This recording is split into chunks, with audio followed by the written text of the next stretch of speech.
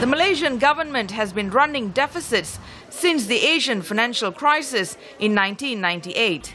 Late last year, it took its first major step to rein in spending by slashing huge fuel subsidies. People like mother of two Chan Sok Peng say that prices of essential goods have already shot up since then.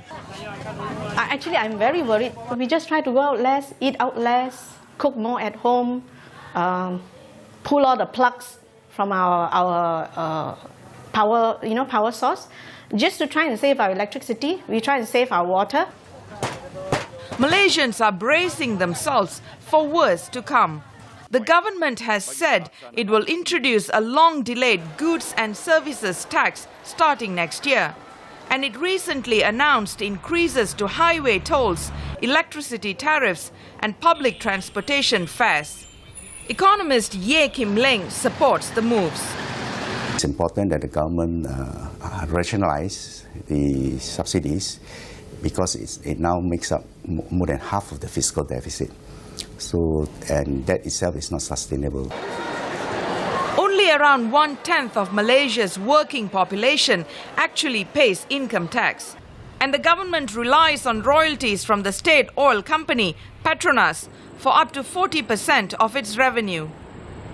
This so-called over-reliance on the national oil company is actually not prudent. So that's the basis for actually implementing the long-awaited GST. The political opposition says it is not against trimming subsidies or other spending cuts in principle.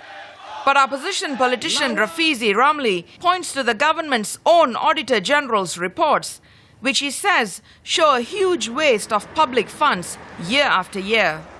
No matter how many new taxes that you implement, no matter how new stream of income that you bring to the government, unless there is a discipline to get rid of wastages, corruption, to relook at the procurement practices of the country, it's like pouring money into a black hole.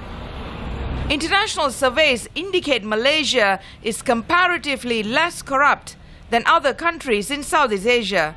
Just before the new year, Prime Minister Najib Razak did announce some cuts to spending allowances for members of parliament and civil servants.